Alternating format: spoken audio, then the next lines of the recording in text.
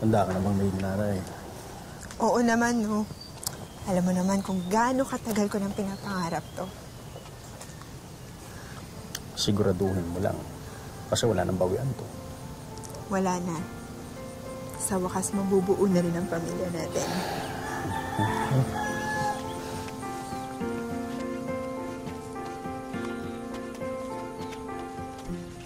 Nay, bago na po yung isip ko. Ayoko na pong paampun si Precious.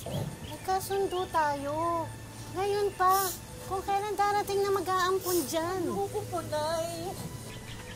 Tao po. Lola Pilar, nandito na po kami para kunin si Precious.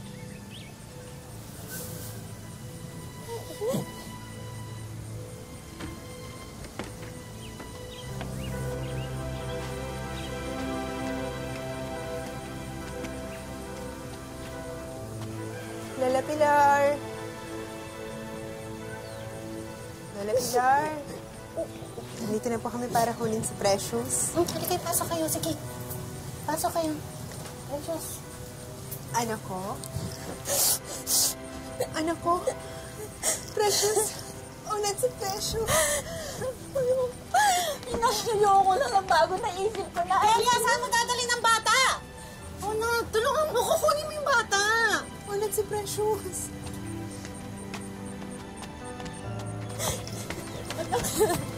Ayoko mag-usig sa'yo, anak. Ayoko. Akala ko nagkasundo na tayo. Ibibigay mo sa amin yung bata. Dali, huwag kang mag-alala. Aalagaan ko ng mabuti. Ayoko. Tuturin ko sa sarili kong anak. Ayoko. Lola Pilar? Ayoko na yan lang po. Precious, aalagaan kitang mabuti. Sumama ka na sa...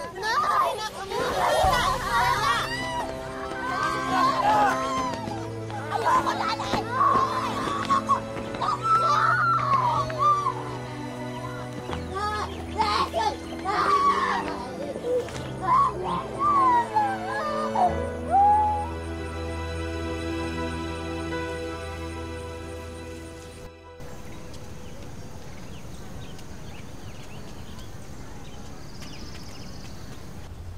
Gusto mo ba yung bago kong biling damit? Ito pa, meron pang isa.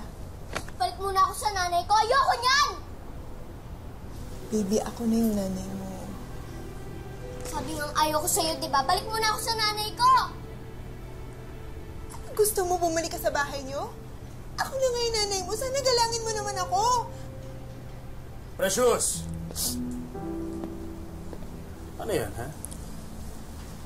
Huwag mo binabastos sa nanay mo.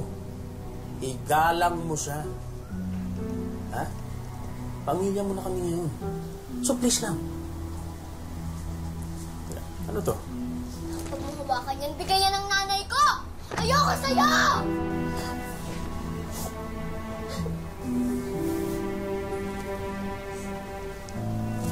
Sige na, ako nang bahala rito.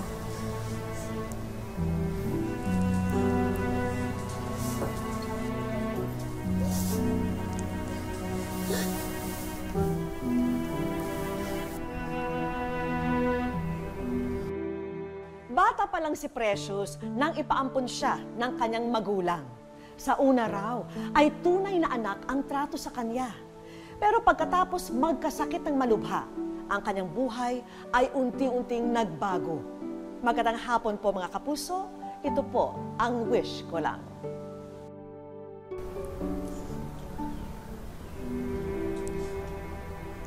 Onat! Onat, anong gagawin natin? Ang taas ng lagnat ng bata! Precious? Anong gusto mong gawin natin? Dadalhin sa ospital? Eh, gastos lang yan. Oo nga, ano nga gagawin natin? Hindi ko alam. Bimpo, ayan o, may bimpo. Para lagnat lang eh. Precious? Oo, paraan yan. Precious? Precious? Anak? Oh no! Si Precious! Precious!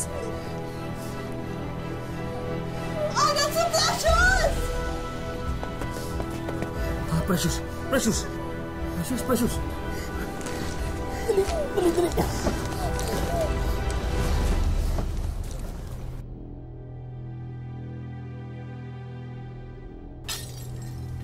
Matapos daw magdeliryo ni Precious, hindi na nanumbalik ang tamang pag-iisip niya. Ito naman, Precious! Ano ba? Labing-limang taon ka na hindi ka na natuto maghugas ng pinggan? Kasabay rin ng malaking pagbabago sa kanyang buhay ay ang pagbabago ng ugali ng mga umampon sa kanya. Kung alam ko lang na nalaki ka sinto-sinto, sana hindi na kita inampon! Ngayon, linisin mo to, ah. Linisin mo to, ah.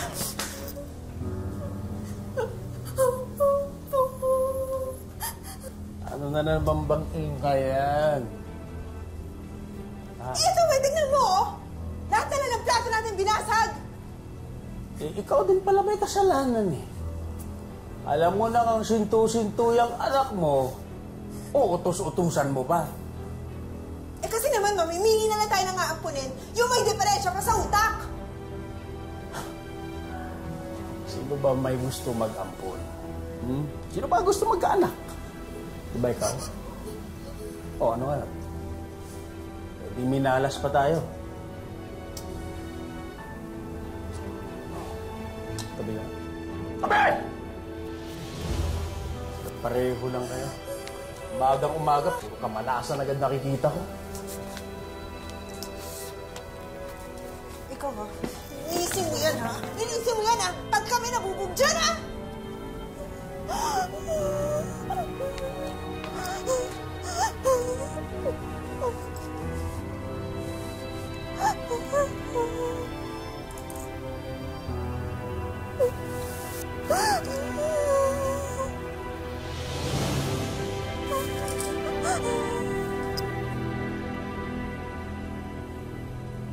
Bagamat naipaampon na si Precious, patuloy pa rin ang pangangamusta ng kanyang tunay na ina. Sa katunayan, gumawa pa raw si Delia ng hakbang para makita muli ang anak niya.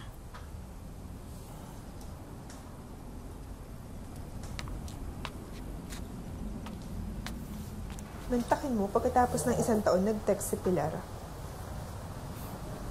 Bakit daw? Gusto makita raw ni Delia si Precious. Ba't ka tumitingin? Kilala mo ba yung sinasabi ko? Ano sinabi mo? Sabi ko, oo. Nagkalaga ka rin naman pala talaga. Paano yan? Baka kung nila sa atin yung bata. Kukunin? Gusto tayo na nagpalaki dyan. Sinasabi ko lang. Kasi baka manggulo na naman yung babae mo sa atin.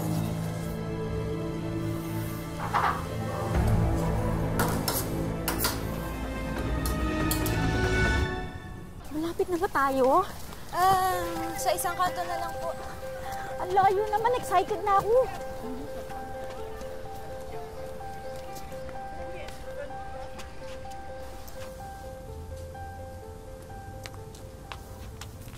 Hoy! Sira ulo ka ba talaga? Ha? Sinabi ko sa'yo maglinis. Di ko sinabi sa'yo itapon mo to. Ano? Pasensya na po, tay. Basta mo ikaw. Talagang pinapainit mo ulo ko eh. Ha? Eh paano kung nawala to? Ha? Alam mo ba kung magkano laman ito? Tay, hindi ko nasadya. Tay, sorry po. Dapat sa'yo saktan para magtanda ka!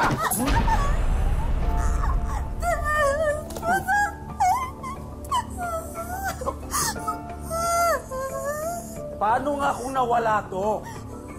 Ha? Saan tayo kukuha ng pambili ng bigas? Ikaw maghahanap ng pera? Eh kahit kasalita, di ka marunong. Hindi ko tinasadya. Ha? Sigurado ka ditong bahay nila? Opo, ito po yung address na pinadala nila eh.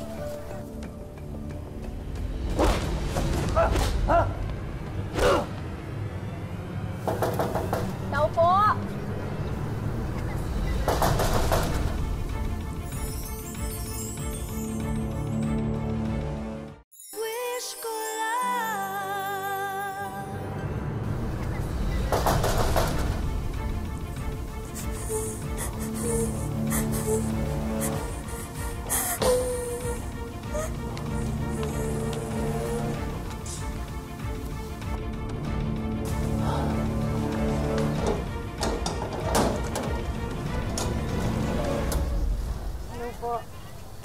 po, dito ho ba nakatira si Ona at si Maribel? Naku, matagal nang wala sila dito. Magtanong na lang po kayo sa iba. Pasensya na, wala po akong alam dyan.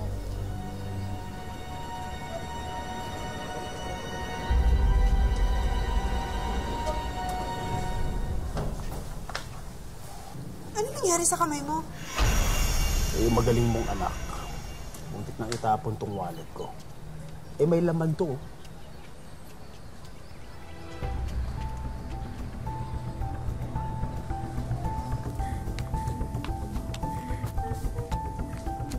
Uy!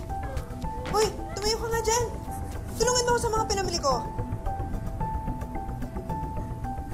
Tayo! Uy, ano bang ginawa mo na naman dito? Baka na paano na yan? Wala yan, gas-gas lang yan. Tumayo ka na!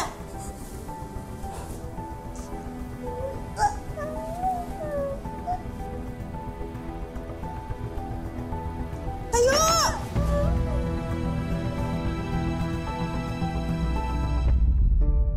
Minsan na ring hinanap si Precious ng kanyang tunay na ina.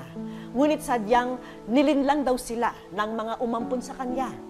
Ilang taon din nagpatuloy ang pananakit sa bata. Imbis na pagkalinga, walang tigil na pambubugbog ang kanyang sinapit mula sa kinalakihang magulang.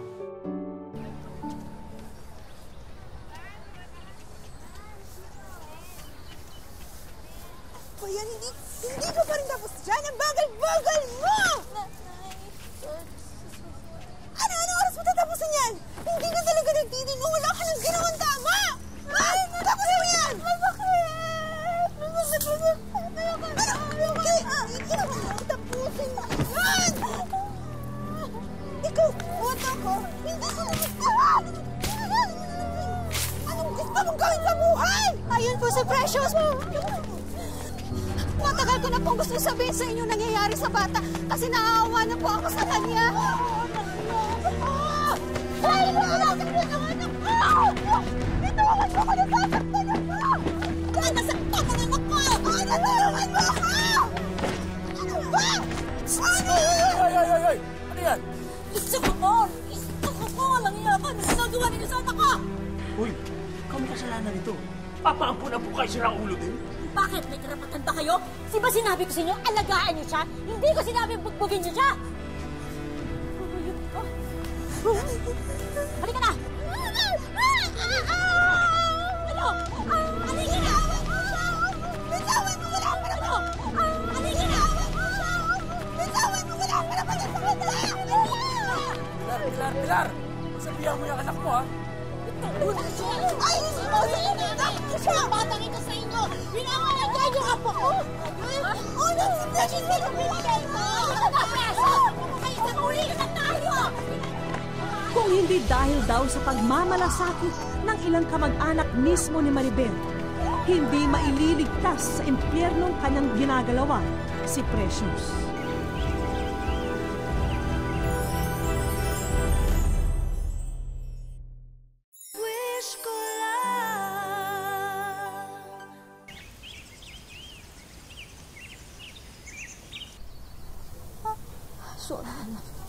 Kahit na nasa tunay na niyang magulang si Precious, hindi naging madali para sa kanya ang muling tanggapin ang kanyang ina.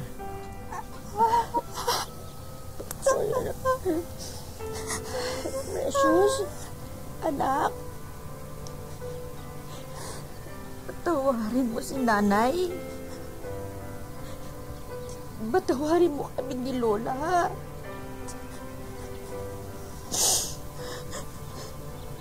Wala nang mananakit sa'yo.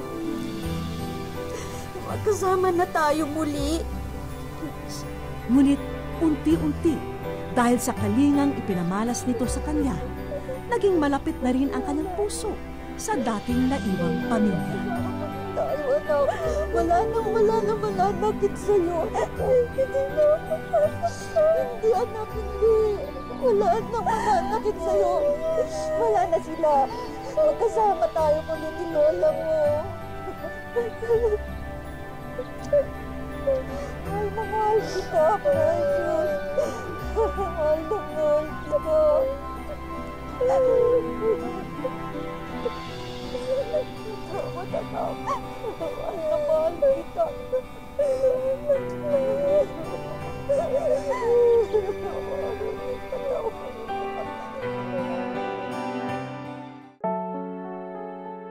Magdadalawang buwan pa lamang mula nang muling makapiling ni Delia ang anak niyang si Precious.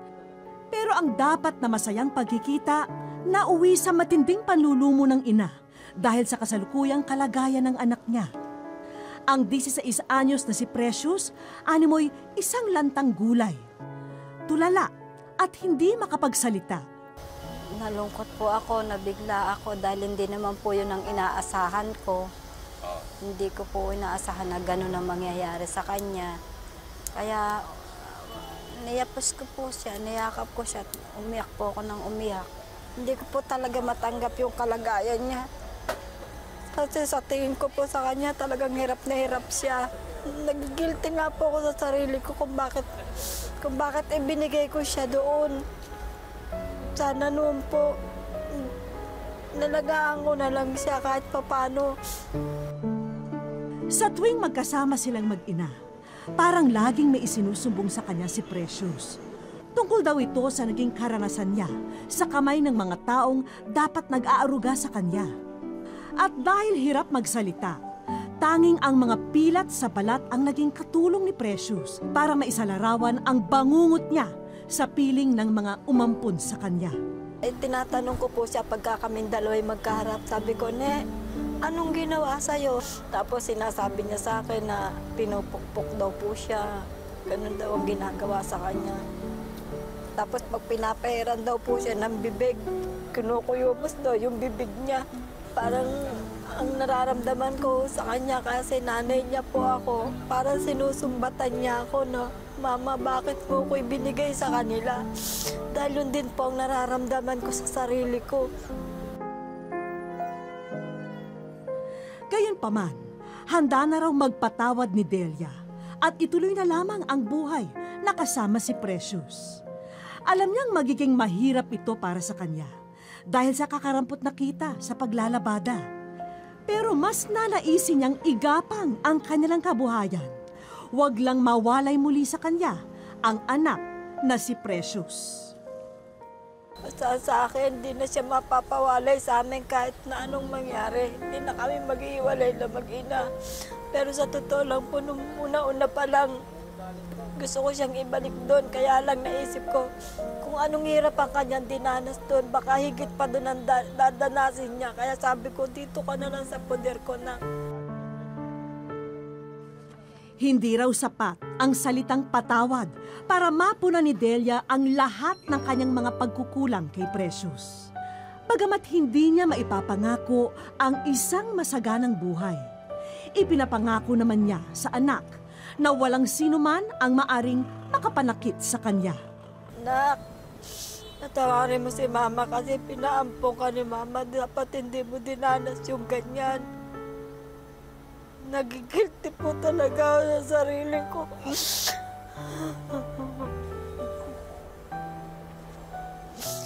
Kasi nakikita ko naman po sa inyo, gusto niyang makalakad, gusto niyang magkapag-aral. Natutuwa siya pag marami siya nakikitang bata.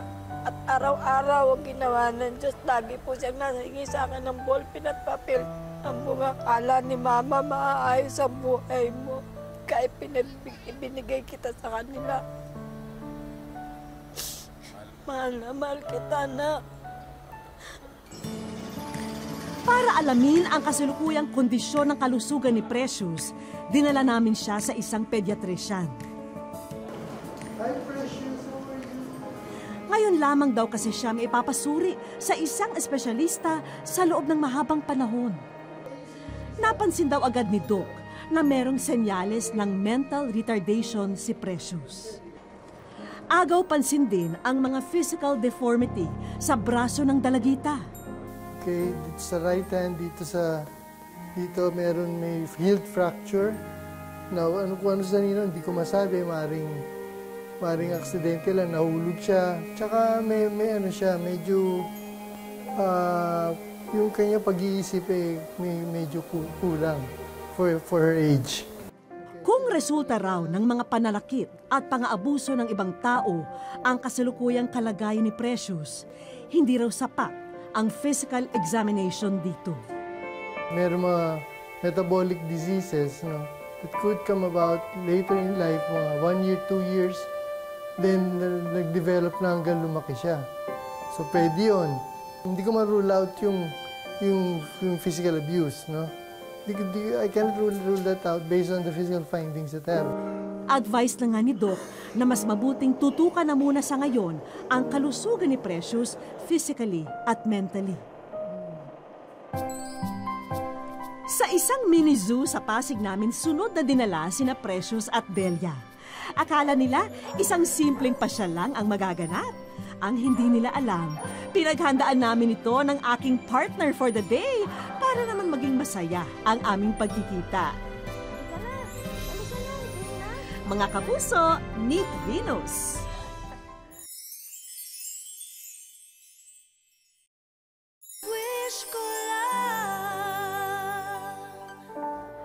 Sa loob ng 10 taon, puro pasakit ang dinanas ni Precious sa kamay ng mga taong akala niya'y mag-aalaga sa kanya. Buti na lamang at tuluyan ang nagbago ang kapalaran ng ating munting prinsesa. At ngayon, samahan niyo po kami ni Venus para bigyan si Precious ng kakaibang sorpresa. Diba? Maya-maya pa, binigay na sa amin ni partner ang go signal na nariyan na raw ang aming hinihintay. Buti na lamang at game na game si Venus sa gimmick na inihanda namin. Ilang saglit pa. Hello! Ay, kamusta? Nanay, alam niyo ba kung bakit kayo nandito? Ha? Pagtatapat ko na ho sa inyo, kayo po ay nasa wish ko lang. Oo.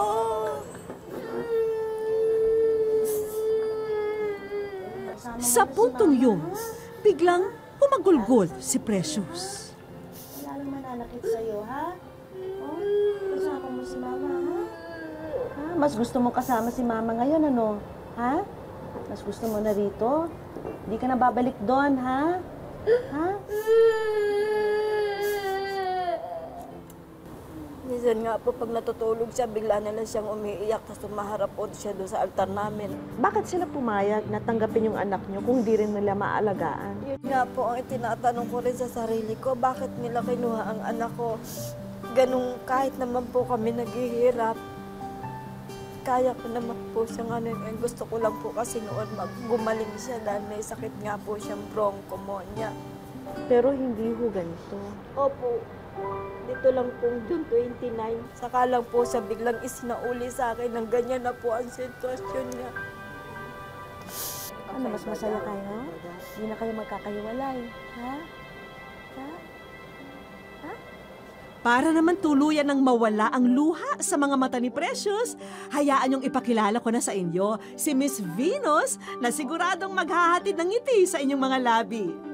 Partner, pasok! Halika. Venus, oh, si Precious, oh.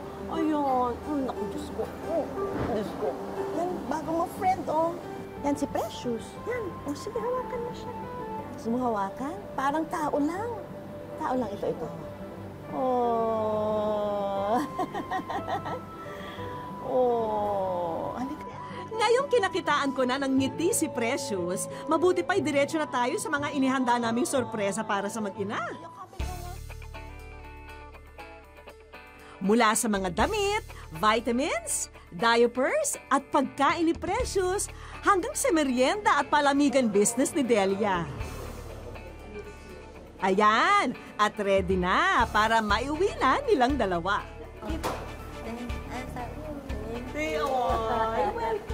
Sapat na ang mahihinang tinig ng pasasalamat at ngiti ni Precious para malaman naming napasaya namin sila ngayong araw. Happy ka, ha? Uy mo yun lahat, sa'yo lahat. Right? Oh, naku, maunahan ka pa ata. Ha? Teka muna. Nay, meron pa kaming financial assistance po para sa inyo. Maraming salamat. Po ito, 10,000 na, ha? Para sa inyo po ito. Dagdag tulong po sa inyo, ha? Po, maraming salamat po. Kung hindi po sa paghihirap ng anak ko, hindi po kami makakarating dito. Hindi ko po mamibigyan ng maganda kinabukasan na mapakain ng anak ko ng tama sa oras. Lagi na lang po kami nalilipasan ng gutom. Hindi na ngayon na ha? Ha? Ito mga pagkain ko sa inyo.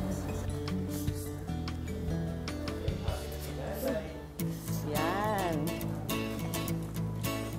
Sino pa ba ang dapat unang makatikim ng kanilang paninda?